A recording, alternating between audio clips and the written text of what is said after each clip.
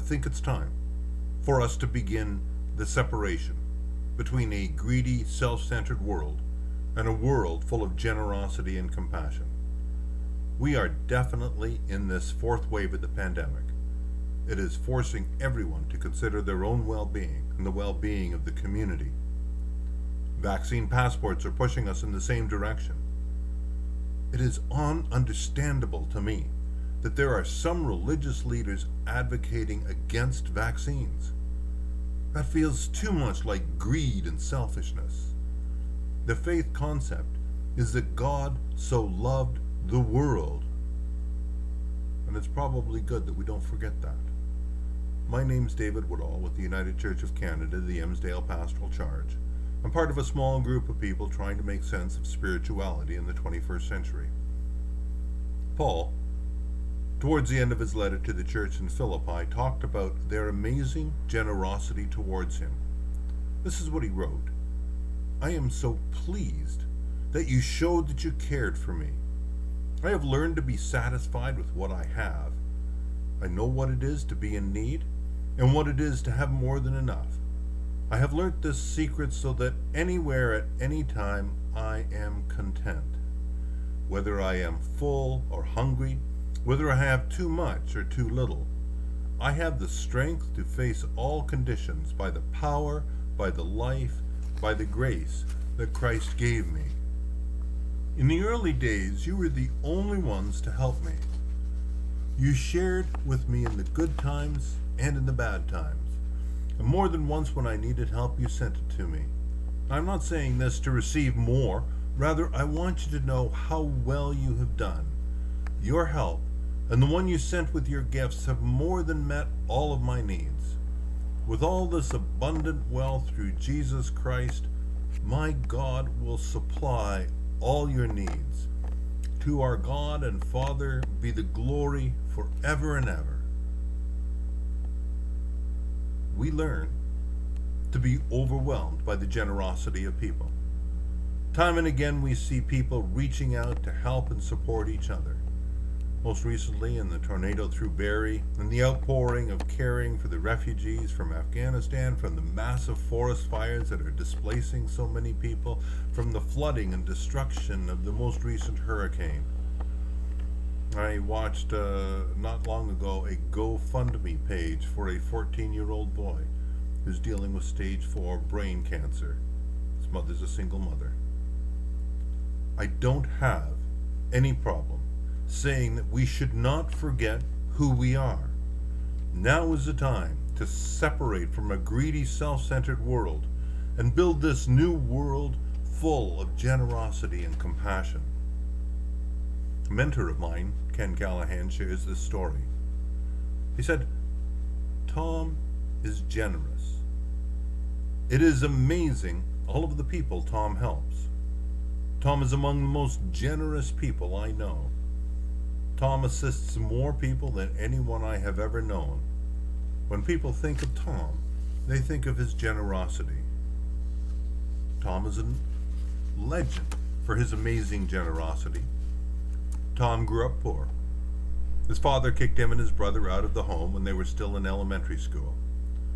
They were young and they were on their own. They had a tough time. They fared for themselves for a while, doing this or that odd job. Finally, they found steady work on a farm. Mostly they put themselves through grade school. It was anything but easy. High school ensued. College followed. Graduate school followed beyond that. There were, to be sure, scholarships and loans. It was mostly working multiple jobs, part-time and full-time, long hours, hard work, studying late at night and on into the early morning. There was not a lot of time for much else. There was laughter. There were good times. There were close friendships and new family. There were discoveries and insights. There was no resentment, no bitterness.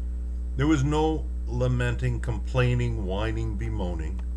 There was no bad-mouthing, woe is me, poor little me. There was graciousness and kindness. It was more than making the best of a bad deal in life. It was moving on. building one's life as best one could, given the resources at hand. Tom's gift for understanding, loving, accepting, being generous with those who were down and out came from his having been there. He knew what it was like. He never seemed to have much money. What he had, he gave away. It wasn't that he was a soft touch. It was more as if he had a deep compassion and a strong spirit of generosity. He would help in whatever way he could. He gave his time, he provided food, he helped with some money, he provided a bed for the night and a bus ticket home. He loved people. The lives he touched, the people he helped, the families who were restored, the youths who were inspired. Their number is legion. We build our lives forward as best we can, given the resources we have at hand. Deep compassion and a strong spirit of generosity, because you see, we have been where others are. We should never forget where we've come from. These things are amongst the building blocks of any remarkable life. In the Gospel of John are these amazing words: "For God so loved the world that he gave his only Son." And I would add, so that you could be filled with the Spirit of life. When you look up at the stars and realize the immensity of the universe, that immensity teaches us about the love of God. The rich ways that people share generously with each other teach us about the love of God.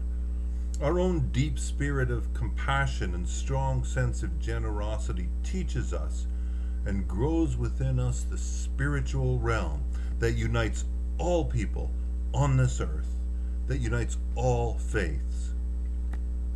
We have the sense that we're growing and developing in life. The universe continues to expand. Love continues to grow. We have some control over where we're headed.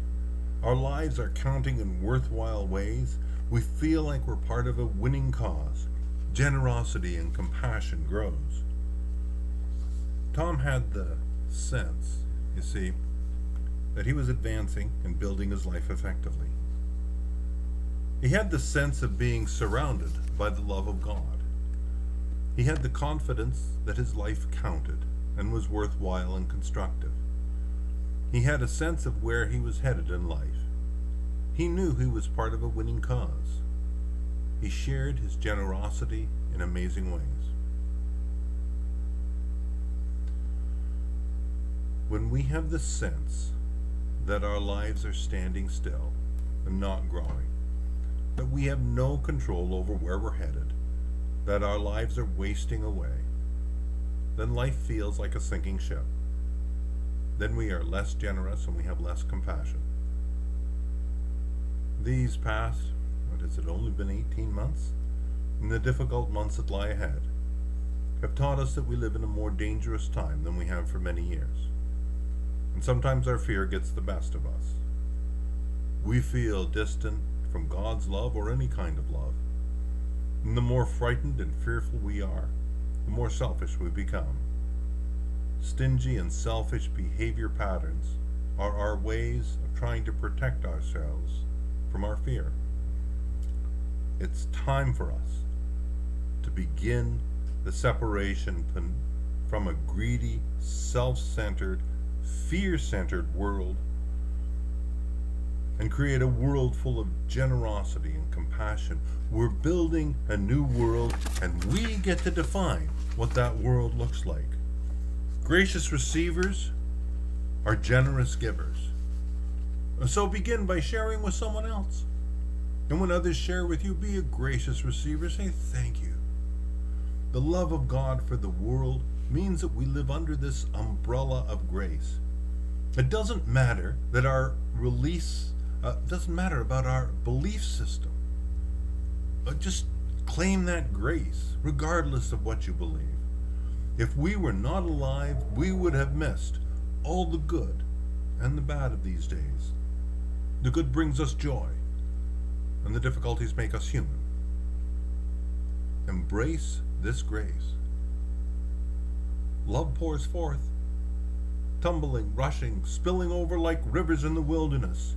With the extraordinary love of God, our fears do not overcome us. Instead, we discover the calming, restoring Spirit, one that heals us and renews us and fills us with compassion and generosity, and then we go out and we change the world. Survival is no longer our aim. We generously give and generously receive. The grace and love of the Spirit is stronger than the empires of this world. Life is greater than death. We are the people of grace. We are the people of compassion. We are the people of generosity. We are the people of God. God bless you now and always. Amen.